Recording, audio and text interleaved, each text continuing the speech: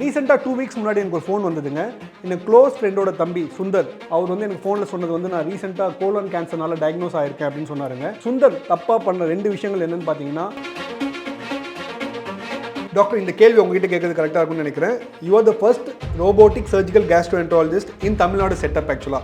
So உங்ககிட்ட கேட்கணும்னா laparoscopic surgery நல்லதா இல்லை ரோபோட்டிக் சர்ஜரி நல்லதா, எந்த சர்ஜரி யாருக்கு பயனளிக்கும், இல்லை அஃபோர்டபிலிட்டி மணி பேயிங் கெப்பாசிட்டி தான் அதை டிசைட் பண்ணுதா அப்படின்ற ஒரு கேள்வி இருக்குது நார்மல் பொதுமக்கள் கிட்ட. உங்களோட பதில்.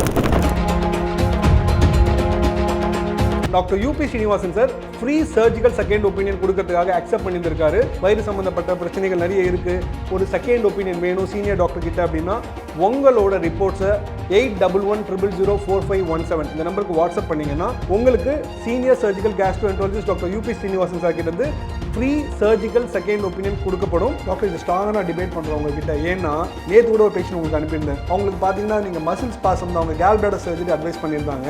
மசில்ஸ் பாசம் தான் அப்படின்னு சொல்லிட்டு நீங்கள் மெடிசன்ஸ் கொடுத்து அனுப்பிட்டீங்க. பேஷண்ட்டும் கையெடுத்து கும்பிட்டு போனாங்கன்னா சர்ஜரி பண்ணி அட்மிட் ஆயிருப்பேன். அதுவும் துறை சார்ந்த வல்லுநர்கள் தான் பார்த்துருக்காங்க, எக்ஸ்பீரியன்ஸ் டாக்டர் தான் பார்த்துருக்காங்க. ஸோ இந்த ஃப்ளக்சுவேஷன்ஸ் ஏன் வருதுன்னு தான் டாக்டர் நான் உங்ககிட்ட கேட்குறேன். கேன்சருக்குன்னு ஒரு இருக்கக்கூடிய ப்ரோட்டோக்காலை வந்து நோபடி கேன் சேஞ்ச். அந்த வியாதிக்கு வந்து அந்த ப்ரோட்டோக்கால் அப்படி தான் இருக்கும். எங்கே நம்மளுக்கு கன்ஃபியூஷன் வரும்னா, டாக்டர் அடுத்தது வந்து அசைவம் சாப்பிட்றது, நான்வெஜ் சாப்பிட்றவங்களுக்கு இந்த கோலான் கேன்சர் அதிகமாக வருதுன்னு சொல்கிறாங்களே டாக்டர். டு சர்டன் எக்ஸ்டென்ட் வந்து வருது. பட் அது என்னென்னா அந்த டாக்டர் இப்போது பேஷண்ட்டாக இந்த சிம்டம்ஸோட ஒருத்தர் வந்து சர்ஜிக்கல் கேஸ்ட்ரோஎன்ட்ராலஜிஸ்ட் கிட்ட போனால் சர்ஜிக்கல் கேஸ்ட்ரோஎன்ட்ராலஜிஸ்ட் முதல்ல சொல்கிறது கொலோனோஸ்கோபி எடுத்து பார்த்துடலாம் அப்படின்னு சொல்கிறாங்க. ஸோ இது வந்து ஒரு பெரிய பயம் இருக்குல்ல பேஷண்ட்ஸ் கிட்டையும். எனக்கு தேவை 3 கேள்விகள் டாக்டர். கொலோனோஸ்கோபி ஓவர் ப்ரிஸ்கிரைப் பண்ணப்படுதா, வர எல்லா பேஷண்ட்ஸுக்கும் கொலோனோஸ்கோபி பண்ணப்படுதா? 1. ஆக்சுவல் கொலோனோஸ்கோபி எப்போ யாருக்கு தேவைப்படும்? 2வது கேள்வி. 3வது கேள்வி, இது கொலோனோஸ்கோபி பெயின்ஃபுல்லான டெஸ்ட்டா? ஏன்னா ஒரு பயம் இருக்குது எல்லாருக்கிட்டையும். இது 3த்துக்கும் பதில். இப்போ ஒரு சர்ஜன் வந்து சர்ஜரி பண்ணணும்னு சொல்லிட்டா உடனே சர்ஜரி பண்ணிடணுமா, இல்லை செகண்ட் ஒப்பீனியன் வாங்கணுமா? அதாவது என்னுடைய ஒப்பீனியன் இதில் கேட்டிங்கன்னா, இந்த ஒரு டெஸ்ட் ஏர்லியாக பண்ணியிருந்தா பல உயிர்களை காப்பாற்றிருக்கலாம், எக்ஸ்பெஷலி டு கோலான் கேன்சர். அது மாதிரி ஒரு டெஸ்ட்னா என்ன டெஸ்ட் டாக்டர்? கண்ணுக்கு தெரியாமல் போகக்கூடிய மலத்தில் போகக்கூடிய ரத்தத்தை பார்க்குறதுக்கு தான் பண்ணக்கூடிய டெஸ்ட்டு தான். அடுத்த ஒரு காரசாரமான டாபிக், ஒரு பயணமான டாபிக் போகிறதுக்கு முன்னாடி ஒரு ப்ளசண்டான ஒரு பாட்டு உங்ககிட்ட எதிர்பார்க்குறேன் டாக்டர். அம்மா அழகே உலகின் பொழியே, என் சங்கீதம் உன் கீதமே, உனை நான் அழைத்தால் விழியில் மழையே. பாட்டு பாடி சரி பண்ணிடுவீங்க போல இருக்கே டாக்டர் நீங்கள்.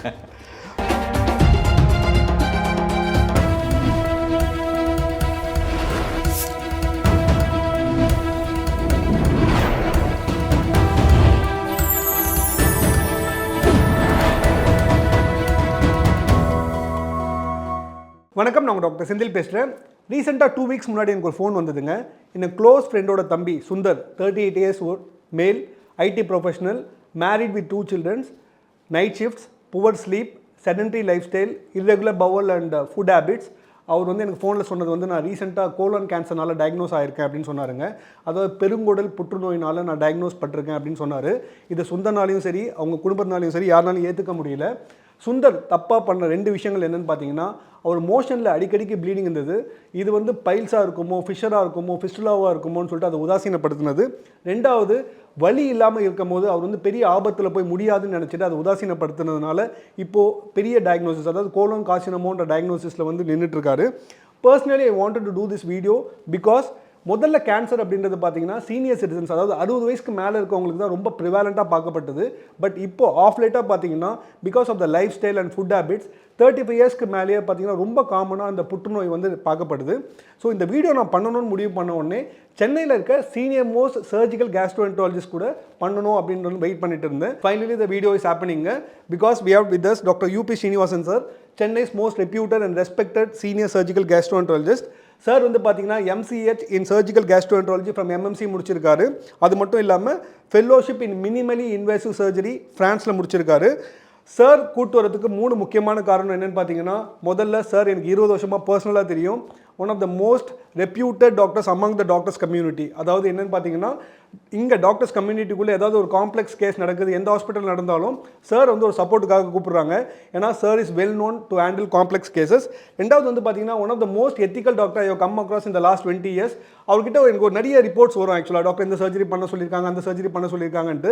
நான் டாக்டருக்கு அனுப்பும்போது ஒரு 10 ரிப்போர்ட்ஸ் நான் அனுப்புகிறேன்னா அதில் ஆக்சுவலாக பார்த்தீங்கன்னா 3லேருந்து 4 பேஷண்ட்ஸ்க்கு தான் சர்ஜரி அட்வைஸ் பண்ணுவார். ரிமைனிங் பேஷண்ட்ஸ்க்கு மெடிசன்ஸ் கொடுத்துருவார். சர்ப்ரைசிங்லி பேஷண்ட்ஸும் நல்லா இருக்காங்க. ஸோ அன்எத்திக்கலாக சர்ஜரிக்கு புஷ் பண்ணுறது அதெல்லாம் இவர்கிட்ட கிடையாதுங்க. மூணாவது முக்கியமான காரணம் என்னன்னு பார்த்தீங்கன்னா doctor UP Srinivasan sir free surgical second opinion கொடுக்கறதுக்காக அக்செப்ட் பண்ணியிருக்காரு.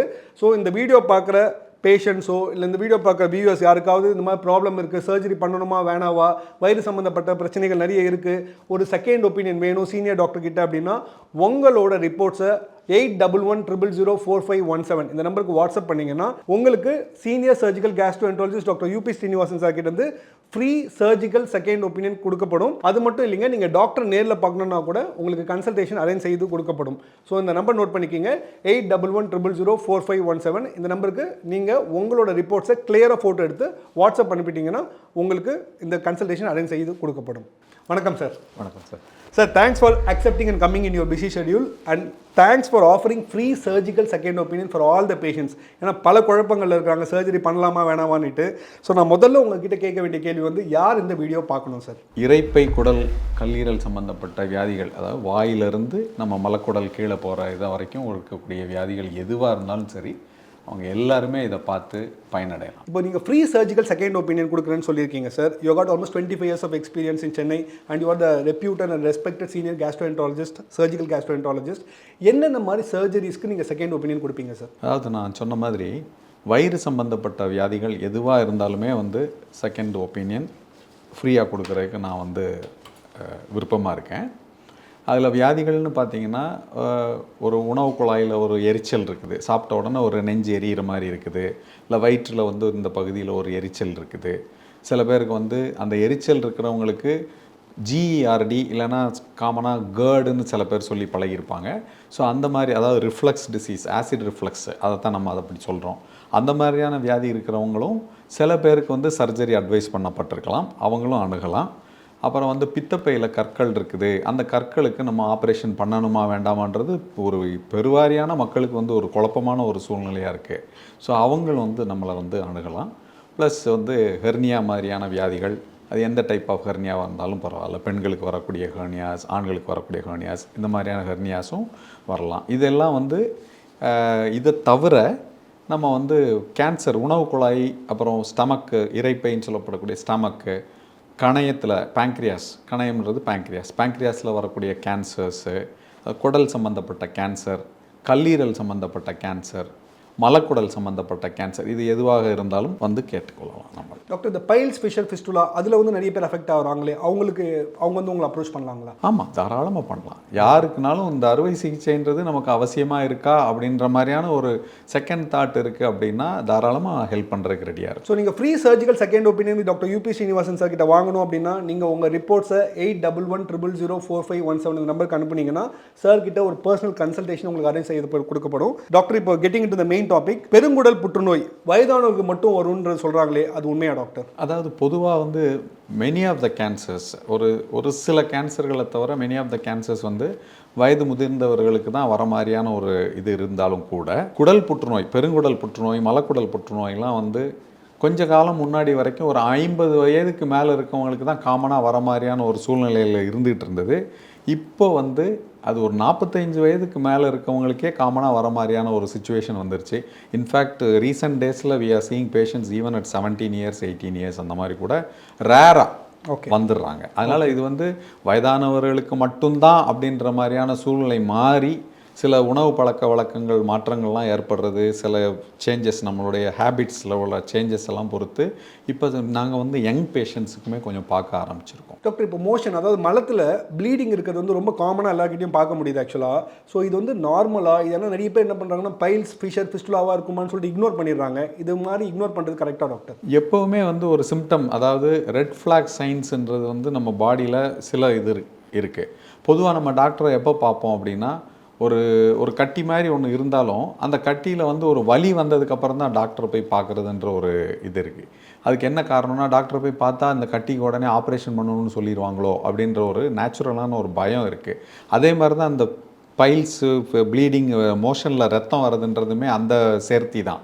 மோஷனில் ரத்தத்தை பார்த்தோன்னா எல்லாருமே முதல்ல என்ன நினச்சிக்குவாங்கன்னா, நமக்கு கொஞ்சம் வந்து சிக்கன் சாப்பிட்டுட்டோம், கொஞ்சம் வயிறு சூடாயிருச்சு, சூடு ஜாஸ்தியானனால வந்துருச்சு, இல்லை பைல்ஸ் இருக்குது, இல்லை எங்கள் அப்பா தாத்தாக்கெலாம் பைல்ஸ் இருந்துச்சு அதனால் அதே மாதிரி எனக்கும் வருது அப்படின்ற ஒரு எண்ணம் வந்து ஏற்பட்டது. இது வந்து எடுத்த உடனே வரக்கூடிய ஒரு ப்ளீடிங்கை வந்து நம்ம அது பைல்ஸுன்னு சொல்லி நம்ம எப்போவுமே எடுத்துக்கிறக்கூடாது. நம்ம ஒன் டைம் ஒரு புதுசாக ஒரு இது வரைக்கும் நம்ம வாழ்க்கையில் இல்லாத ஒரு சிம்டம் ஒன்று நமக்கு வருது, இன்றைக்கி வரைக்கும் வந்ததில்லை, இப்போ வந்துருச்சு அப்படின்னா ஒரே ஒரு தடவை ஒரு குவாலிஃபைடாக ஒரு டாக்டரை போய் பார்த்துடணும். அவங்க வந்து செக் பண்ணி பார்த்துட்டு இந்த ப்ளீடிங் வந்து பைல்ஸ் ப்ளீடிங் தான், இல்லை ஒரு ஃபிஷர்னால் வந்த ப்ளீடிங் தான் சொன்னால் வெல் அண்ட் குட், அதுக்குண்டான ட்ரீட்மெண்ட்டை நம்ம எடுத்துக்கலாம். இன்கேஸ் ஒரு ஏர்லி ஸ்டேஜாக இருக்கிற மாதிரியான ஒரு மலக்குடல் கேன்சர்னு வச்சுக்கோம், ஒரு ரெக்டல் கேன்சரோ ஏதோ ஒரு கேன்சராக இருக்கக்கூடிய பட்சத்தில் அதை நம்ம ஒரு ஏர்லி ஸ்டேஜில் கண்டுபிடிச்சிட்டோன்னா நம்ம வந்து க்யூர் பண்ணலான்ற ஒரு வழி இருக்குது. லேட்டாக அதை தள்ளி போட்டு அது கொஞ்சம் பரவுனதுக்கப்புறம் லேட்டான ஸ்டேஜில் வரப்போ குணப்படுத்த முடிகிற மாதிரியான ஒரு வியாதி கைமீறி போன மாதிரியான ஒரு சூழ்நிலை ஏற்படும். டாக்டர், இப்போ நீங்கள் ப்ளீடிங் ஒன்று சொன்னீங்க, வலி. டாக்டர், கேன்சர் இருந்தால் கண்டிப்பாக வலி இருக்கும் அப்படின்னு சொல்லிட்டு நிறைய பேர் உதாசீனப்படுத்துறாங்க. எனக்கு வலியே இல்லையே, நான் ஏன் டாக்டர்கிட்ட போகணுன்னு கேட்குறாங்க. இது எப்படி டாக்டர் பார்க்கணும்?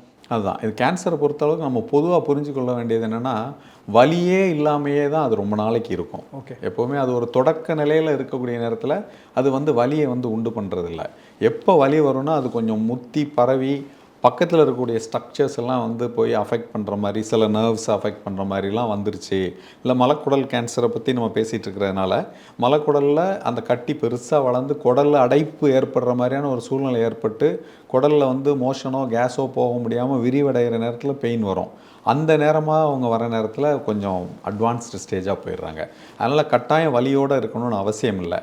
ஆனால் வந்து சின்ன சிம்டம்ஸ் லைக் ப்ளீடிங் பிஆர், மோஷனில் ரத்தம் போகுது, பசி குறையுது, இந்த மாதிரி ஏதாவது இருந்துச்சுன்னா நம்ம வந்து டாக்டரை பார்த்துடுறது நல்லது. டாக்டர், நீ காலையில் 2 ஃப்ரெண்ட்ஸ் பேசினது கேட்டேன் டாக்டர். அதில் ஒருத்தர் சொல்கிறாரு, உனக்கு கான்ஸ்டிபேஷன் ப்ராப்ளம் இருக்குடா, உனக்கு வந்து கண்டிப்பாக கார்சினோமா வரதுக்கு வாய்ப்புகள் நிறைய இருக்குன்னு சொன்னார். ஸோ என்ன நான் உங்ககிட்ட கேட்கணும்னு நினச்சேன்னா, கான்ஸ்டிபேஷன் இல்லைனா கொலான் கார்சினோமா வராதா அப்படின்ற ஒரு மித் இருக்குது டாக்டர். ஏன்னா மோஷன் நான் ஃப்ரீயாக போகிறேன், ரெகுலராக இருக்கேன், அதனால் எனக்கு கேன்சர் வாய்ப்புகள் கம்மியாக இருக்குமா அப்படின்னு அவங்க ஜென்ரலாக பேசிட்டு பார்க்க முடிஞ்சது. அவங்களோட குடல் கேன்சரை பொறுத்தளவுக்கு இட்ஸ் அ மல்டி ஃபேக்டோரியல். இது நம்ம காமனாக என்ன நினைப்போம், கேன்சர்னால் வந்து நமக்கு வந்து பரம்பரையாக வர்றது மாதிரியாக இருக்கலாம்னு சில பேர் நினைப்பாங்க. பட் மலக்குடல் கேன்சரை பொறுத்தளவுக்கு பரம்பரையாக வர்றதுன்றதுடைய சதவீதம் வந்து கம்மியாக தான் இருக்குது. ஸ்பொராடிக் கேன்சர்னு சொல்லக்கூடியது மாதிரி அங்கங்கே போகிற போக்கில் வர்றது தான் வந்து காமனாக நிறைய வருது. அதுக்கு அந்த ஸ்பொராடிக்காக வரக்கூடிய அந்த கேன்சருடைய முக்கியமான காரணம் வந்து ஜெனட்டிக் ஃபேக்டர்ஸ்னு இல்லாமல் எபிஜெனட்டிக் ஃபேக்டர்ஸ், அதாவது என்விரான்மெண்டல் ஃபேக்டர்ஸ்ன்னு இருக்குது. அதில் முக்கியமாக நம்மளுடைய உணவு பழக்க வழக்கங்கள்லாம் அதில் வருது. இன்னொன்று இந்த கான்ஸ்டிபேஷன். இப்போ நம்ம சரியானபடிக்கு மோஷனே போகாமல் ரொம்ப நாளாக கான்ஸ்டிபேட்டடாக இருக்கிறப்ப அதனால் வரக்கூடிய பல பிரச்சனைகள், மலச்சிக்கல்னால் வரக்கூடிய பல பிரச்சனைகளில் வந்து மூலம், அதாவது பைல்ஸ் மெயினாக இருக்குது, ஃபிஷர் வருது, சில நேரங்களில் வந்து ஃபிஸ்டுலான்ற மாதிரியான ஒரு ப்ராப்ளமும் வருது. ஸோ இது எல்லாமே வந்து வர நேரத்தில் மோஷனில் வந்து நிறைய பாக்டீரியல் இன்ஃப்ளமேஷனோட நிறைய இருந்துகிட்ருக்க நேரத்தில் குட்டி குட்டி பாலிப்ஸ்ன்னு சொல்லப்படக்கூடிய ஐட்டங்கள் வருது. அது மாதிரியாக வரப்போ கேன்சரும் வர்றதுக்கு உண்டான வாய்ப்பும் உண்டு. ஆனால் கட்டாயம் வந்து கான்ஸ்டிபேஷன் இருந்தால் கேன்சர் வரணும்னு அவசியம் கிடையாது. பட் கான்ஸ்டிபேஷன் வராமல் இருந்தால் கேன்சர் வரக்கூடிய வாய்ப்புகளை நம்ம வந்து கொஞ்சம் கம்மி பண்ணிக்கலாம். டாக்டர், இப்போது பேஷண்ட்டாக இந்த சிம்டம்ஸோட ஒருத்தர் வந்து சர்ஜிக்கல் கேஸ்ட்ரோஎன்ட்ராலஜிஸ்ட் கிட்ட போனால் சர்ஜிக்கல் கேஸ்ட்ரோஎன்ட்ராலஜிஸ்ட் முதல்ல சொல்கிறது கொலனோஸ்கோபி எடுத்து பார்த்துடலாம் அப்படின்னு சொல்கிறாங்க. ஸோ இது வந்து ஒரு பெரிய பயம் இருக்குல்ல பேஷண்ட்ஸ் கிட்டையும். எனக்கு தேவை 3 கேள்விகள் டாக்டர். கொலனோஸ்கோபி ஓவர் ப்ரிஸ்கிரைப் பண்ணப்படுதா? வர எல்லா பேஷண்ட்ஸுக்கும் கொலனோஸ்கோபி பண்ணப்படுதா? 1. ஆக்சுவலாக கொலனோஸ்கோபி எப்போ யாருக்கு தேவைப்படும்? 2வது கேள்வி. 3வது கேள்வி, இது கொலனோஸ்கோபி பெயின்ஃபுல்லான டெஸ்ட்டா? ஏன்னா ஒரு பயம் இருக்குது எல்லாக்கிட்டையும். இது 3த்துக்கும் ஒரு பதில் வேணும் டாக்டர். நான் முதல்ல பயத்தை தீர்த்துறேன். கொலனோஸ்கோபி வந்து it's not a painful procedure anymore. அதாவது கொஞ்சம் முன்னாடி ஒரு 10-20 வருஷங்களுக்கு முன்னாடிலாம் வந்து கொலனோஸ்கோப்பின்றது வந்து ரொம்ப அவசியமாக செடேஷன்லாம் கொடுத்து பண்ணுற மாதிரியான சூழ்நிலையில் இல்லாமல் இருந்தது. மயக்கம் கொடுத்து பண்ணுறதுன்ற ஒரு கான்செப்ட் வந்து இப்போ ரீசெண்ட் டேஸில் நம்ம as far as possible பேஷண்ட்ஸுக்கு வந்து பெயின் ஃப்ரீயாக, ஆப்ரிஹென்ஷன் ஃப்ரீயாக பண்ணுற மாதிரியாக தான் நம்ம வந்து முயற்சி எடுக்கிறோம். இப்போ ஒரு நோயாளி வந்து அது ஒரு 5 நிமிஷம் 10 நிமிஷம் பண்ணக்கூடிய ப்ரொசீஜர் அப்படின்றப்ப அந்த டியூப்பு, கேமராவோடு இருக்கக்கூடிய டியூப்பை ஆசன வாயு வழியே நம்ம செலுத்தி பார்க்குறோம். அது ஒரு வீடியோ மாதிரி நம்ம உள்ளே போய் கண்கூட எல்லாத்தையும் பார்த்துடுறோம். அதில் மெயின் அட்வான்டேஜ் என்னன்னு பார்த்தீங்கன்னா, வியாதியை பார்க்குறதோட அந்த நேரமாக நம்ம தேவைப்படக்கூடிய அந்த பயாப்சின்றதை எடுத்துடலாம். சிறு சிறு கட்டிகள் இருந்துச்சுன்னா இதையே ட்ரீட்மெண்ட்டாக நம்ம தெரப்பியூட்டிக்காகவும் அதையும் நம்ம முழுசாகவே கூட எடுத்துட்டும் வந்துடலாம். இந்த மாதிரியான அட்வான்டேஜஸ்லாம் இருக்குது. பெயின்ஃபுல்லாக பண்ண வேண்டிய அவசியமே இல்லை. இப்போல்லாம் வந்து வலிக்குது, என்னால் வலி தாங்க முடியாதுன்ற மாதிரியான ஒரு ஃப்ரெஜைலாக இருக்கக்கூடிய பேஷண்ட்ஸ்லாம் இருக்காங்கன்னு வச்சுக்கோமே. அவங்களுக்கு நம்ம முதல்லே பிளான் பண்ணி அவங்களுக்கு மயக்க மருந்து கொடுத்து, செடேஷன் தான் மயக்க மருந்து, ஒரு ஃபுல்லஸ்ட்டு மயக்க மருந்தே தேவையில்லை, மைல்டாக செடேஷன் கொடுத்து பண்ண முடியும். ஸோ அந்த பயம்ன்றது வந்து தேவையில்லை. ஓவர் ப்ரிஸ்கிரைப் பண்ணப்படுதா அப்படின்னு கேட்டிங்கன்னா, only when there is an indication. இப்போ ஒருத்தங்களுக்கு மோஷனில் ரத்தம் போகுது, இல்லை ஒரு சரியாகவே மோஷனும் போக மாட்டேங்குது, கான்ஸ்டிபேட்டடாக இருக்காங்க, இந்த மாதிரி இல்லை ஆல்டர்ட் பவல் ஹேபிட்ஸ்னு ஒரு இது இருக்குது. ஆல்டர்ட் பவல் ஹேபிட்ஸ்னால் என்னென்னா, கொஞ்ச நாளைக்கு மோஷனே போகாத மாதிரி இருப்பாங்க, ஒரு 3-4 நாளைக்கு அந்த மாதிரி. திடீர்னு ஒரு நாள் டயரியா போன மாதிரி போகும், அப்புறம் பழையபடி வந்து கான்ஸ்டிபேட்டடாக இருப்பாங்க. இந்த மாதிரியாக இருக்கக்கூடிய அந்த ஆல்டர்ட் பவல் ஹேபிட்ஸ் இது எல்லாமே வந்து ஒரு இன்டைரக்டாக வந்து ஒருவேளை உள்ள வந்து கேன்சர் இருக்கலாமா அப்படின்ற மாதிரி இருக்கும். இப்படி ஏதாவது ஒரு குறிப்பிட்டு சொல்லக்கூடியது மாதிரியான அறிகுறிகளை வந்து நோயாளி வந்து நம்மள்கிட்ட தெரிவிக்கிறப்ப நம்ம வந்து அங்கே வந்து நம்ம ஆர்டினரியான ஸ்கேன்கள் மூலமாக அதை வந்து கண்டுபிடிக்கிறது 100% கண்டுபிடிச்சிட முடியும்னா அது வந்து வாய்ப்பு கம்மி. ஏன்னா அந்த குடலில் இருக்கக்கூடிய அந்த கேஸோ மற்ற ஐட்டங்கள்லாம் சில நேரம் மோஷன்லாம் குடலில் இருந்தால் கூட நம்ம எடுக்கக்கூடிய ஸ்கேனில் அது மிஸ் ஆகலாம். ஸோ அப்படி இருந்தால் கட்டாயம் நம்ம வந்து ஒரு கொலனோஸ்கோப்பி பண்ண வேண்டியது அவசியம் இருக்கும். அப்போ நம்ம ப்ரிஸ்கிரைப் பண்ண தான் போகிறோம். ஓவர் ப்ரிஸ்கிரைப்டுன்றது மாதிரியா எனக்கு தெரியல. டாக்டர், இப்போ நிறைய சீனியர் சிட்டிசன்ஸ் மனசில் இருக்கிற டவுட் என்னன்னு பார்த்தீங்கன்னா, ஒரு கேன்சர் கட்டி இருக்குது அப்படின்னா அதை ஆப்ரேஷன் பண்ணி கை வச்சு அது பெருசாக ஸ்ப்ரெட் ஆகிடுமோ, அதை அப்படியே விட்டுறலாம் அப்படின்ற மாதிரி நிறைய பேர் வந்து டாக்டர்ஸை மீட் பண்ணவே தயங்குறாங்க. இருக்குன்னு தெரியுது, பட் அதை கை வச்சா பிரச்சனை ஆகிடுமோன்னு பயத்தில் அப்படியே வச்சுக்கிறாங்க. அது கரெக்டான அணுகுமுறையா டாக்டர்? இல்லை, இந்த மித்து வந்து ஆல்மோஸ்ட் இப்போ என்னுடைய ப்ரைவேட் ப்ராக்டிஸ்ன்னு பார்த்தீங்கன்னா, I have been doing private practice since 1997. இத்தனை வருஷங்களில் இந்த மித்து இன்னும் அழியாமல் அப்படியே இருக்குது. ஈவன் நேரத்தைக்கு பார்த்த ஒரு பேஷண்ட்டு கூட, சார் இந்த இதை வந்து நம்ம வந்து பயாப்சி எடுத்தோம்னா பரவிடுமா, இல்லை ஆப்ரேஷன் பண்ணால் பரவிடுமான்னு. நம்ம வந்து ஒரு சரியான அணுகுமுறையில் அந்த தேவையான ஆப்ரேஷனை எடுக்கக்கூடிய எல்லா ப்ரிகாஷன்ஸும் எடுத்துகிட்டு கரெக்டாக நம்ம பண்ணக்கூடிய நேரத்தில் வியாதி பரவிடுன்ற பயம் வந்து நமக்கு வரவே வேண்டாம். இது ஒன்று. இன்னொன்று வந்து நம்ம இதை எப்படி எடுத்துக்கணுன்னா, இது ஜென்ரலாக நான் எல்லா பப்ளிக்குமே நான் இதை சொல்ல விரும்புகிறேன். இப்போ நமக்கு ஒரு ப்ராப்ளம் இருக்குது, ஒரு கேன்சர் இருக்குது, அன்ஃபார்ச்சுனேட்லி யாருக்கும் வரக்கூடாது, வந்துடுச்சு. வந்தால் அதுக்கு நமக்கு சரி பண்ணிக்கிறதுக்கு என்ன வழி இருக்குன்னு தான் நம்ம பார்க்கணும். ப்ராப்ளம் வந்துருச்சு, ப்ராப்ளத்தை நம்ம வச்சு பார்த்துட்டே இருக்கிறதுனால அது சரியாக போக போகிறதில்ல, அதை சரி பண்ணியே ஆகணும்.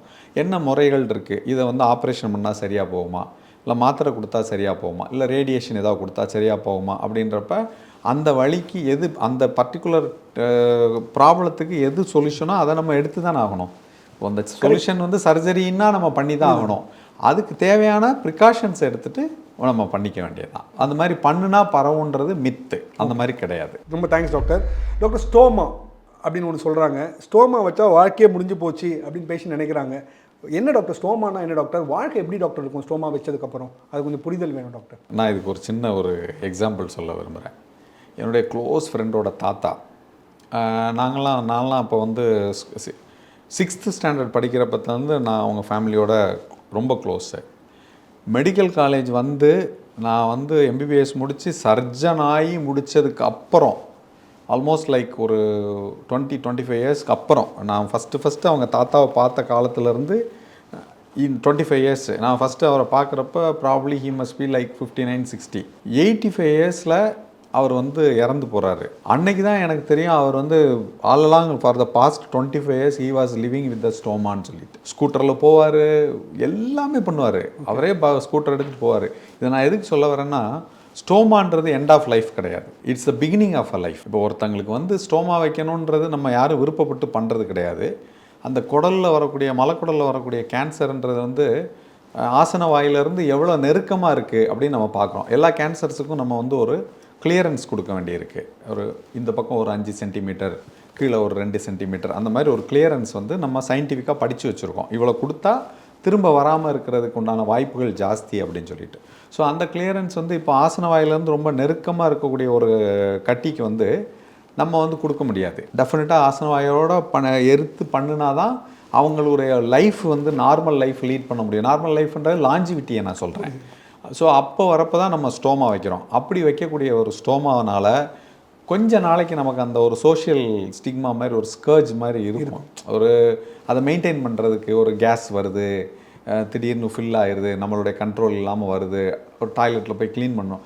அந்த பழக்கம் வர்றதுக்கு மட்டும் நம்ம கொஞ்சம் மனசை திடப்படுத்திட்டு ஒரு ஃபியூ மந்த்ஸ் பழகிட்டோன்னு வச்சுக்கோங்களேன். அதுக்கப்புறம் அதோட நம்ம வந்து ரியல் கிட்டத்தட்ட நியர் நார்மல் லைஃப்பை வந்து லீட் பண்ண முடியும். Stoma is not the end of life. Doctor, அடுத்தது வந்து அசைவம் சாப்பிட்றது, நான்வெஜ் சாப்பிட்றவங்களுக்கு இந்த கோலான் கேன்சர் அதிகமாக வருதுன்னு சொல்கிறாங்களே டாக்டர், அது சயின்டிஃபிக்காக கரெக்டாக தப்பா டாக்டர்?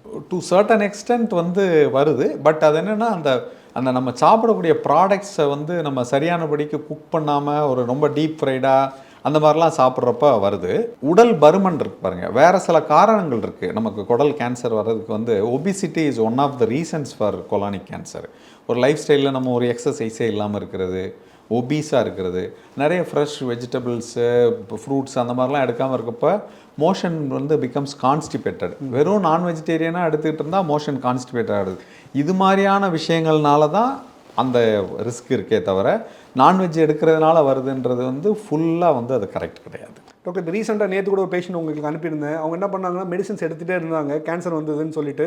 ஒரு குறிப்பிட்ட இதுக்கு அப்புறம் சிம்டம்ஸ்லாம் சரியாயிடுச்சுன்னு சொல்லிட்டு டாக்டரையும் பார்க்கல, எதுவுமே பண்ணலை, அப்படியே விட்டுட்டாங்க. இப்போ திடீர்னு பிரச்சனைகள் வருதுன்னு சொல்லிட்டு உங்களுக்கு நேற்று அனுப்பியிருக்கும் போது நீங்கள் திருப்பி அவங்களுக்கு எஜுகேட் பண்ணி அனுப்பியிருந்தீங்க. இது கரெக்டான அணுகுமுறையா டாக்டர்? ஏன்னா நிறைய சீனியர் சிட்டிசன் என்ன பண்ணுறாங்கன்னா பிரச்சனை ரொம்ப பயத்தை வந்து பார்த்துடுறாங்க.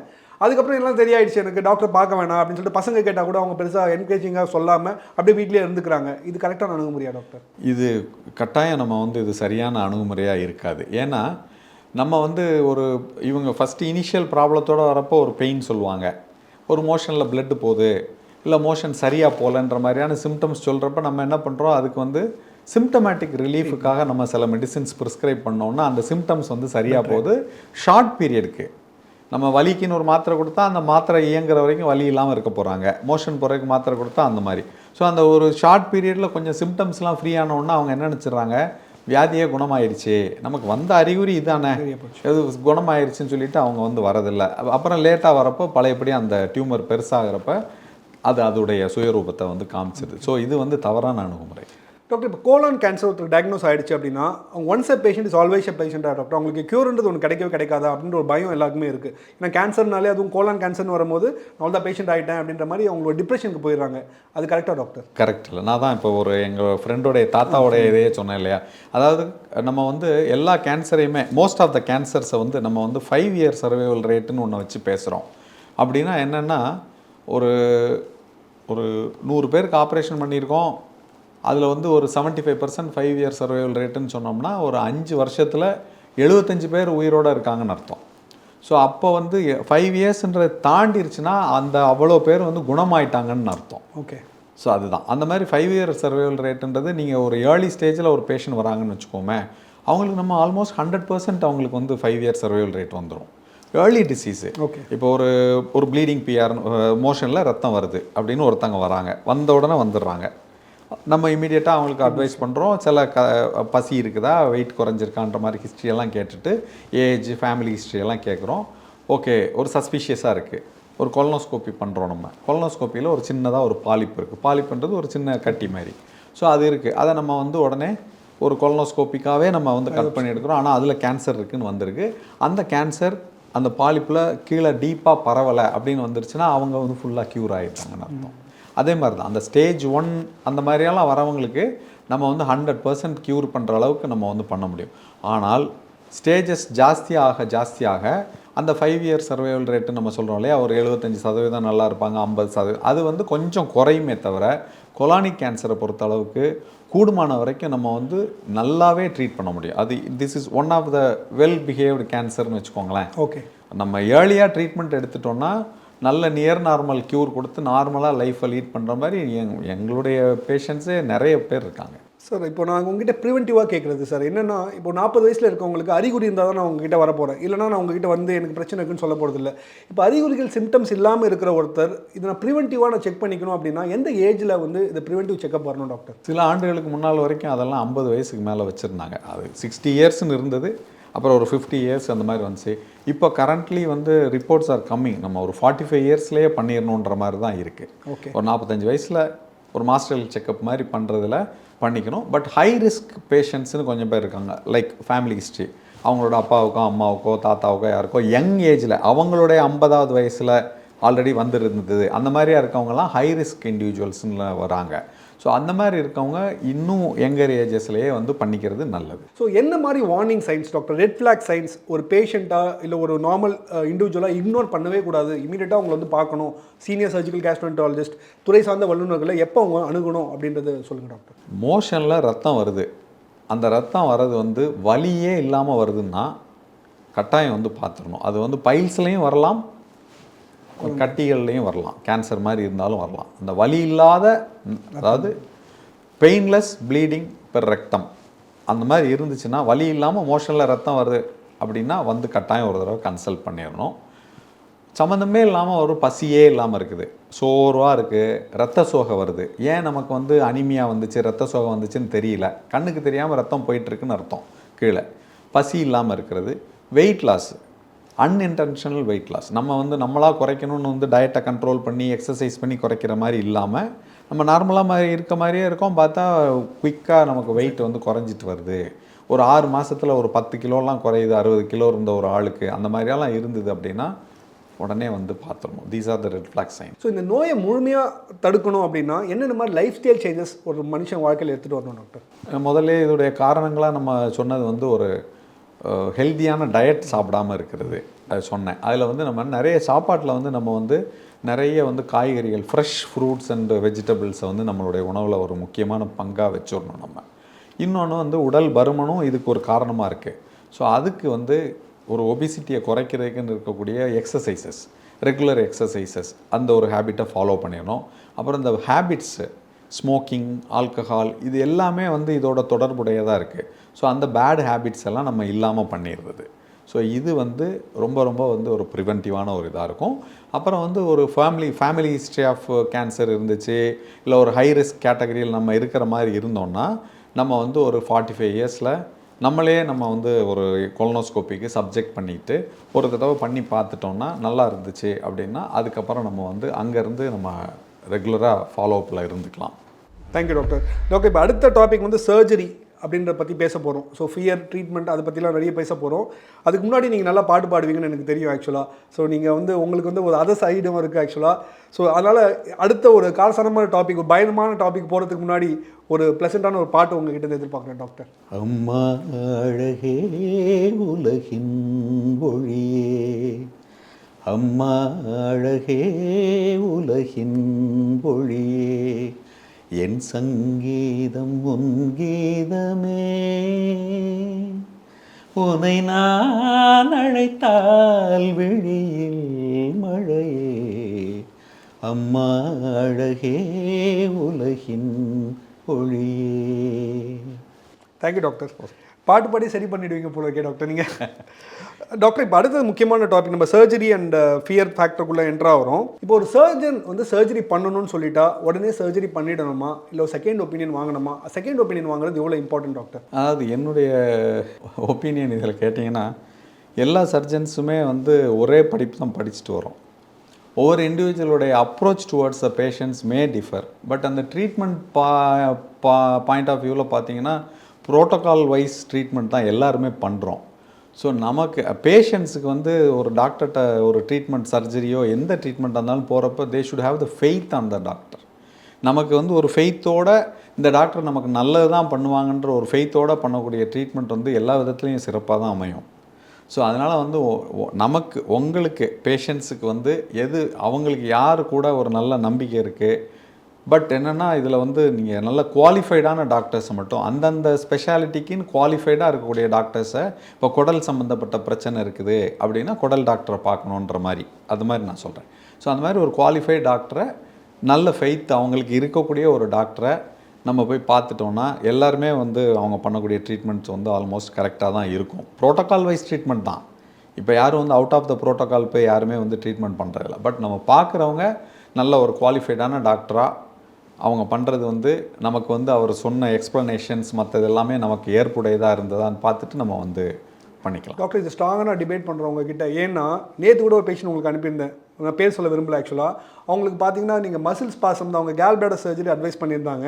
மசில் ஸ்பாசம் தான் அப்படின்னு சொல்லிட்டு நீங்கள் மெடிசன்ஸ் கொடுத்து அனுப்பிட்டீங்க. பேஷண்ட்டும் கையெடுத்து கும்பிட்டு போனாங்கலாம் சர்ஜரி பண்ணி அட்மிட் ஆயிருப்பேன். அதுவும் துறை சார்ந்த வல்லுநர்கள் தான் பார்த்துருக்காங்க, எக்ஸ்பீரியன்ஸ் டாக்டர் தான் பார்த்துருக்காங்க. இப்போ நானே உங்களுக்கு ஒரு 10 ரிப்போர்ட்ஸ் அனுப்புகிறேன் அப்படின்னா நீங்கள் அட்வைஸ் பண்ணுறது 3லேருந்து 4 கேஸ் தான் சர்ஜரி அட்வைஸ் பண்ணுறீங்க. மீதெல்லாம் மெடிசன்ஸ் கொடுத்தே சரி பண்ண முடியுன்றது நீங்கள் நம்புறீங்க, பேஷண்ட்ஸும் நல்லா இருக்காங்க. ஸோ இந்த ஃப்ளக்சுவேஷன்ஸ் ஏன் வருதுன்னு தான் டாக்டர் நான் உங்ககிட்ட கேட்குறேன். இல்லை, அதான் ஒரு ப்ரோட்டோக்கால்னு வரப்போ நீங்கள் இப்போ ஒரு கேன்சருக்குன்னு இருக்கக்கூடிய ப்ரோட்டோக்காலை வந்து நோபடி கேன் சேஞ்ச். அந்த வியாதிக்கு வந்து அந்த ப்ரோட்டோக்கால் அப்படி தான் இருக்கும். எங்கே நம்மளுக்கு கன்ஃபியூஷன் வரும்னா, மெயினாக அந்த கால் பிளாடர் ஸ்டோன்ஸை பொறுத்த அளவுக்கு அதில் வந்து நிறைய கன்ஃபியூஷன்ஸ் வரும். அது மாதிரி கேஸ்ட்ரோஎசோஃபேஜியல் ரிஃப்ளக்ஸ் டிசீஸ் சொன்னேன் இல்லையா, ஜிஇஆர்டி. ஸோ இந்த மாதிரியான சில டிசீசஸில் வந்து டிஸ்பெப்டிக் சிம்டம்ஸ்ன்னு சொல்கிறோம், அஜீரண கோளாறுனால வரக்கூடிய சிம்டம். அந்த மாதிரியான இது வரப்போ தான் வந்து கொஞ்சம் நம்மளுடைய experience and all those things come in to play. So அப்போ வந்து ஒரு கன்ஃபியூஷன் வரும். ஸோ இந்த இவங்களுக்கு வந்திருக்கக்கூடிய இந்த ப்ராப்ளம் வலியோ ஏதோ ஒன்று இந்த பர்டிகுலர் பித்தப்பையினாலேயோ இல்லை இந்த அசிடிட்டினால தான் வந்திருக்குதா அப்படின்றத நம்ம கொஞ்சம் அனலைஸ் பண்ணி, அவசரப்பட்டு இது பண்ணாமல் கொஞ்சம் அனலைஸ் பண்ணி அவங்க கூட கொஞ்சம் பேசி டைம் ஸ்பெண்ட் பண்ணி பண்ணணும். அதுக்கு தான் நான் சொன்னேன், உங்களுக்கு கம்ஃபர்டபுளாக ஃபெய்த்ஃபுல்லாக இருக்கிற மாதிரியான இவங்களாக பார்த்து டிசைட் பண்ணிக்கோங்கன்னு சொல்லி. டாக்டர் இந்த கேள்வி உங்ககிட்ட கேட்கறது கரெக்டாக இருக்கும்னு நினைக்கிறேன். You are the first robotic surgical gastroenterologist in Tamil Nadu setup ஆக்சுவலாக. ஸோ உங்ககிட்ட கேட்கணுன்னா லேப்ரோஸ்கோபிக் சர்ஜரி நல்லதா இல்லை ரோபோட்டிக் சர்ஜரி நல்லதா, எந்த சர்ஜரி யாருக்கு பயன் அளிக்கும், இல்லை அஃபோர்டபிலிட்டி மணி பேயிங் கெப்பாசிட்டி தான் அதை டிசைட் பண்ணுதா அப்படின்ற ஒரு கேள்வி இருக்குது. ஏன்னால் அஃபோர்டபுளாக இருந்ததுன்னா நீங்கள் ரோபோட்டிக் பண்ணிக்கிங்க, இல்லையா லேப்ரோஸ்கோபிக் பண்ணிக்கிங்கன்ற லெவலில் இப்போ வந்துடுச்சான்னு ஒரு கேள்விகள் இருக்குது நார்மல் பொதுமக்கள் கிட்ட. உங்களோட பதில் டாக்டர்? அதாவது ரெண்டுமே வந்து மினிமல் இன்வேசிவ் ப்ரொசீஜர்ஸ் தான். மினிமல் இன்வேசிவ்னா சிறு துளைகள் போட்டு நம்ம அது வெளியே பண்ணிடுறோம். ஸோ அதில் அட்வான்டேஜஸ்ன்றது மெயினாகவே வந்து லேப்ரோஸ்கோப்பினாலும் சரி ரோபோட்டிக் சர்ஜரினாலும் என்ன அட்வான்டேஜ்னால் பேஷண்ட்டுக்கு வந்து பெயின் ரொம்ப கம்மியாக இருக்கும். நம்ம ஓப்பன் சர்ஜரியை விட ஒரு 25%, சம்டைம்ஸ் 10% பெயின் தான் இருக்கும். அந்த மாதிரி பிளட் லாஸை பொறுத்தளவுக்கு லேப்ரோஸ்கோப்பிலையும் சரி ரோபோட்டிக் சர்ஜரிலையும் சரி ஓப்பன் சர்ஜரியை கம்பேர் பண்ணுறப்ப நல்ல டிராஸ்டிக்காக கம்மியாக வரும். சிறு துளைகள் போட்டு தான் பண்ணுறோம் ஒன்று. இன்னொன்று வந்து அந்த விஷன் வந்து நல்லா இருக்கும், நல்ல பெருசாக என்ஹான்ஸ் பண்ணி காமிக்கிறப்ப அந்த விஷன் பெட்டராக இருக்கனால பிளட் லாஸ் வந்து கம்மியாக இருக்கும். ஆனால் இதில் வந்து லேப்ரோஸ்கோப்பிக்கு ரோபோட்டிக் அது ரெண்டையும் நம்ம கம்பேர் பண்ணுற நேரத்தில் ரோபோட்டிக் சர்ஜரியுடைய ஆப்டிக்ஸ் விஷன்றது வந்து லேப்ரோஸ்கோப்பியோட ரொம்ப பெட்டராக இருக்கும். 10 டைம்ஸ் மேக்னிஃபைடாக நம்ம பார்ப்போம் ரோபோட்டிக் சர்ஜரியில். அதனால் வந்து அந்த பிளட் லாஸில் இன்னுமே வந்து பிளட் லாஸ் வந்து கம்மியாகிறதுன்றது இதெல்லாம் பேசிக் அட்வான்டேஜஸ். பட் சில பர்டிகுலர் ஏரியாஸில் வந்து ரோபோட்டிக் சர்ஜரி வந்து ஸ்கோர்ஸ் ஓவர் லேப்ரோஸ்கோப்பி. லைக் இப்போ பெல்விக் சர்ஜரி, நம்ம இப்போ மலக்குடல் கேன்சரை பற்றி பேசிகிட்டு இருக்கனால மலக்குடலில் வந்து நமக்கு வந்து பெருங்குடலுக்கு அப்புறம் மலக்குடல் இருக்குது, ரெக்டம் இருக்குது. அதில் வந்து இந்த பெல்விஸ்ன்னு சொல்லக்கூடிய இந்த இடுப்பு எலும்பு பகுதிகளில் அந்த ஸ்பேஸே இருக்காது. நம்ம அந்த இடத்துல போய் வந்து லேப்ரோஸ்கோப்பி வச்சு பண்ணுறதை காட்டிலும் ரொபாட்டிக்காக பண்ணக்கூடிய நேரத்தில் சில நேரங்களில் நம்ம வந்து அந்த ஸ்டோமா பற்றி நம்ம பேசிகிட்டு இருந்தோம் இல்லையா, அந்த ஸ்டோமாவோடைய அவசியமே இல்லாமல் கொஞ்சம் நல்ல மார்ஜின்ஸ் கொடுத்து பண்ணுறதுக்கு நமக்கு ஏதுவாக இருக்குது ரோபோட்டிக் சர்ஜரியில் அந்த இடத்த பொறுத்தளவு. அது மாதிரி ப்ராஸ்டட்டிக் யூராலஜியை பொறுத்தளவுக்கு ப்ராஸ்டட்டிக் கேன்சர்ஸ்லாம் வந்து உங்களுக்கு வந்து ஆண்மைத்தன்மையெல்லாம் வந்து இது பண்ணாமல் இருக்கிறதுக்கு ப்ராஸ்டட்டிக் சர்ஜரியில் அந்த நரம்புகளையெல்லாம் 10 தடவை பெருசாக இருக்கிறதுனால நல்ல விடயமாக பார்த்து பண்ணுறதுக்கு இருக்குதுன்னு அதில் அதோடைய சிறப்பான ஒரு செயல்பாடு இருக்குது. இது மாதிரி oesophageal cancer, stomach cancer, especially வந்து minimal invasive liver cancers, liver இருக்கக்கூடிய ஏரியாவில் நம்ம வந்து லேப்ரோஸ்கோப்பியை வச்சு பண்ணுறதை காட்டிலும் ரோபோட்டிக் இன்ஸ்ட்ருமெண்ட்ஸை வச்சு பண்ணுறப்ப ரொம்ப பெஸ்ட்டாக வந்து பண்ண முடியுது. இந்த ஒரு டெஸ்ட் ஏர்லியாக பண்ணியிருந்தா பல உயிர்களை காப்பாற்றிருக்கலாம், எஸ்பெஷலி டு கோலான் கேன்சர். அது மாதிரி ஒரு டெஸ்ட்னா என்ன test doctor? Faecal occult blood டெஸ்ட்டுன்னு ஒன்று இருக்குது. அதாவது மோஷனில் வந்து பிளட்டு போகுதா, அதாவது நிறைய பேருக்கு நான் சொன்ன மாதிரி கோலானிக் கேன்சரில் வந்து இனிஷியலாக ரத்தம் போகிறது கண்ணுக்கு தெரியாமையே கூட போகலாம். அப்போ கண்ணுக்கு தெரியாமல் ரத்தம் ரொம்ப நாளாக போயிட்டுருக்கோம், நம்ம வந்து கவனிச்சிருக்காமல் விட்டுருப்போம். ஸோ அந்த மாதிரியா கண்ணுக்கு தெரியாமல் போகக்கூடிய மலத்தில் போகக்கூடிய ரத்தத்தை பார்க்குறதுக்கு தான் பண்ணக்கூடிய டெஸ்ட்டு தான் அந்த ஃபீக்கல் அக்கல்ட் பிளட் டெஸ்ட்டுன்றது. ஸோ அந்த ஃபீக்கல் அக்கல்ட் பிளட் டெஸ்ட் பண்ணிவிட்டு அதில் ரத்தம் போச்சுன்னா அதுக்கப்புறம் அதை பேஸ் பண்ணி டாக்டர் வந்து பேஷண்ட்ஸ்கிட்ட டிஸ்கஸ் பண்ணுவாங்க, ஹிஸ்ட்ரி கேட்குறாங்க, இது இந்த மாதிரி சிம்டம்ஸ் இருந்ததா, அப்படி பல இதுகளை விசாரிச்சுட்டு தேவை ஏற்பட்டால் அதுக்கு அடுத்த ஸ்டெப்பாக தான் நம்ம அந்த கொலனோஸ்கோப்பின்றது பண்ண போகிறோம்.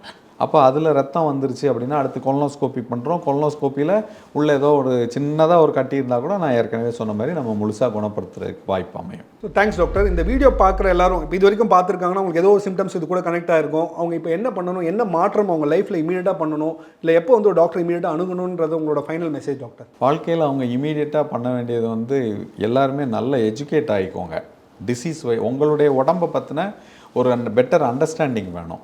இப்போ உணவு பழக்க வழக்கங்களே சொல்கிறப்ப ஒரு சில உணவு சிலருக்கு ஒத்துக்கிடும், சிலருக்கு ஒத்துக்காது. அப்போ வந்து நமக்கு தான் தெரியும் நமக்கு இது வந்து சரிப்பட்டு வருதா இல்லையான்றது. நம்ம இந்த சாப்பாடு சாப்பிட்டப்ப எனக்கு இந்த பிரச்சனை வந்துச்சு, அந்த மாதிரியான ஒரு அண்டர்ஸ்டாண்டிங் வச்சுக்கணும் நம்ம பாடியை பற்றி. அப்புறம் ஹெல்தி லைஃப் ஸ்டைலை வந்து நீங்கள் எல்லாருமே அடாப்ட் பண்ண வேண்டியிருக்கும், பண்ணணும். எப்படின்னா ஏற்கனவே சொன்ன மாதிரி ஒரு daily exercise for 45 minutes to 50 minutes வாரத்தில் 5 நாள் கட்டாயம் பண்ணிடணும். ஒரு 2 நாள் ரெஸ்ட் எடுத்துக்கலாம். ஸோ இது மாதிரி பண்ணிகிட்டு இருக்கப்போ நிறைய வியாதிகள் வந்து நம்மளால் ப்ரிவெண்ட் பண்ண முடியுது. Fatty liver for example. Fatty liver வந்து இந்த இதுதான் இப்போ கிரேட் 1 ஃபேட்டி லிவர்லாம் வந்துட்டு பயந்து போய் கூட வருவாங்க பேஷண்ட்ஸ் கிரேட் 1க்கே. அப்போ அவங்களுக்கு வந்து நாங்கள் கொடுக்கக்கூடிய முக்கியமான அட்வைஸ் எக்ஸசைஸ் பண்ணுங்கள். இதுதான் இப்போ சொன்ன அந்த எக்ஸசைஸ் தான். அதுக்கப்புறம் வந்து சரியான உணவு பழக்க வழக்கங்கள், நல்ல ஹை ஃபைபர் டயட்டு, நல்ல வெல் ஹைட்ரேட்டடாக இருங்க. நிறைய தண்ணி ஒரு நாளைக்கு வந்து வெயிட்டுக்கு தக்கன குடிக்கணும். மினிமம் 2.5 liters 3 liters வந்து ஆவரேஜ் இண்டிவிஜுவல் அடல்ட் வந்து குடிச்சிடணும். ஒரு 60-70 கிலோவில் இருக்கிறவங்க இந்த அளவுக்கு தண்ணி வந்து நம்ம குடிச்சிடறோம் நம்ம நினச்சிட்டே இருப்போம். நானே இப்போ உங்கள்கிட்ட பேசிகிட்டு இருப்போம். இன்றைக்கி நான் இப்போ யோசிக்கிறேன், நான் காலையிலேருந்து எவ்வளோ தண்ணி குடித்தேன்னா ஒரு 1/2 லிட்டர் குடிச்சிருப்பேன்னு நினைக்கிறேன். என் தப்பு. நம்ம வந்து ஒரு பாட்டிலில் வந்து மெஷர் பண்ணி வச்சுக்கணும். வச்சுட்டு அன்னைக்கு தேதியில் தூங்க போகிறதுக்கு முன்னாடி இவ்வளவும் நம்ம குடிச்சிருக்கணும் அப்படின்ற மாதிரியான ஒரு இதுக்கு வந்துடணும். ஃப்ரெஷ் ஃப்ரூட்ஸ் அண்ட் வெஜிடபிள்ஸ்க்கு வாழ்க்கையில் நிறைய இடம் கொடுக்கணும். நாட் தட் நான் வெஜிடேரியன் சாப்பிடக்கூடிய, நான் வெஜிடேரியனும் நமக்கு அவசியமான உணவு தான். நான் வெஜிடேரியன்ஸாக இருக்கிறவங்க அதை சாப்பிட்டுக்கலாம். வெஜிடேரியன்ஸ் வந்து ப்ரோட்டீனுக்காக தான் நம்ம நான் வெஜிடேரியன் சொல்கிறோம். ஒரு பர்டிகுலர் 40 வயசுக்கு மேலே எல்லாருக்கும் ப்ரோட்டீன் வந்து குறைய ஆரம்பிச்சிடும் பாடியில். ஸோ ப்ரோட்டீன் வந்து ரொம்ப அவசியம். ப்ரோட்டீன் எடுக்கிறதுக்கு நான் வெஜிடேரியனாக இருக்கிறவங்க அவங்களுக்கு நிறைய ஃபிஷ்ஷு, எக்கு, மற்ற மட்டன், சிக்கன் எல்லாமே இருக்குது. வெஜிடேரியன்ஸ் வந்து நல்ல ஹை குவாலிட்டி பல்சஸ்ஸு, ஸ்ப்ரவுட்ஸு, அப்புறம் வந்து டோஃபு, இப்போ ரீசெண்டாக டோஃபு அதெல்லாம் இருக்குது. பன்னீர், இந்த மாதிரியான ஃபுட்டு, கடலை வகைகள்லாம் இருக்குது இல்லையா, பல்சஸ், அதிலெல்லாம் நிறைய ப்ரோட்டீன் இருக்குது. ஸோ அந்த மாதிரி மில்க்கு அந்த மாதிரிலாம் எடுத்துக்கிட்டு ப்ரோட்டீனை வந்து நம்ம இம்ப்ரூவ் பண்ணிக்கணும். மோஷன் ப்ராப்ளம் வந்துச்சுன்னா நம்மளே வந்து கொஞ்சம் கைவைத்திய மாதிரி பண்ணி பார்த்து சரியாக போகலை அப்படின்னா தயவு செய்து ஒரு குடல் ஸ்பெஷலிஸ்ட்டையோ இல்லை ஜென்ரல் சர்ஜனோ யாரையாவது ஒருத்தங்களை பார்த்துட்டு டாக்டர் வந்து உங்கள்கிட்ட கேட்க வேண்டிய கேள்விகளை கேட்டு பரிசோதனை பண்ணி ஒன்றும் இல்லைன்னு சொல்கிறத கேட்கணும். நம்ம அப்படி இல்லைன்னா நம்மளே வந்து நமக்கு ஒன்றும் இல்லை அப்படின்ற மாதிரியா நினச்சிக்கிட்டு இருந்தால் சில நேரங்களில் அன்ஃபார்ச்சுனேட்லி ஏதாவது பெரிய பிரச்சனையில் போய் நம்ம மாட்டிக்கலாம். தேங்க்ஸ் டாக்டர், ரொம்ப கிளியராக சொன்னீங்க, ரொம்ப இன்ஃபர்மேட்டிவாக இருந்தது டாக்டர். ஸோ உங்கள் மலத்தில் ரத்தம், அதாவது மோஷனில் ப்ளீடிங், இல்லை நீண்ட நாள் constipation, unexpected weight loss, repeated acidity, இப்போ நிறைய பேர்கிட்ட பார்க்கும்போது இது மாதிரி அறிகுறிகள் உங்களை அஃபெக்ட் ஆகிட்டே இருக்குது அப்படின்னா நீங்கள் டாக்டர் யூபி ஸ்ரீனிவாசன் சார் கிட்ட ஒரு செகண்ட் ஒப்பீனியன் வாங்கிக்கலாம். இல்லை ஆல்ரெடி நான் கோலான் கேன்சர்னால டயக்னோஸ் பட்டிருக்கேன், நான் ட்ரீட்மெண்ட் எடுத்துகிட்டு இருக்கேன், என் ட்ரீட்மெண்ட் கரெக்டாக போதா இல்லையான்னு தெரியல, நான் சர்ஜரி பண்ணணுமா வேணாமான்னு தெரியலனா கூட நீங்கள் டாக்டர் யூபி ஸ்ரீனிவாசன் சார் கிட்ட ஃப்ரீ சர்ஜிக்கல் செகண்ட் ஒப்பீனியன் வாங்கலாம். நீங்கள் பண்ண வேண்டியது ஒன்றுமே கிடையாது. உங்களோட ரிப்போர்ட்ஸை கிளியராக ஃபோட்டோ எடுத்து 8110044517 இந்த நம்பருக்கு அனுப்புனீங்கன்னா சார் கிட்ட ஒரு personal consultation completely free of cost பண்ணி கொடுக்குறோம். ஸோ இந்த ஆப்பர்ச்சுனிட்டியை டெஃபினட்டாக யூஸ் பண்ணிக்கணும். ஒரு எர்லி ஸ்க்ரீனிங் பிரச்சனை இல்லாதவங்களுக்கு, ஒரு எக்ஸ்பர்ட் செகண்ட் ஒப்பீனியன் ஒரு பிரச்சனை இருக்கிறவங்களுக்கு பண்ணிங்கன்னா டெஃபினட்டாக பல யூத்களை காப்பாற்றலாம். Thank you sir. Thank you sir. So Dr. Senthil signing off. Before signing off, if you want to join this free medical assistance 24/7, உங்கள் வாட்ஸ்அப்பில் இருந்து add me to 8110044517 இந்த நம்பருக்கு அனுப்புனீங்கன்னா இந்த 2 லட்சம் பேர் இருக்க கம்யூனிட்டியில் நீங்களும் ஆட் பண்ணப்படுவீங்க. உங்களுக்கு free medical guidance and opinion கொடுக்கப்படும். தேங்க்யூ.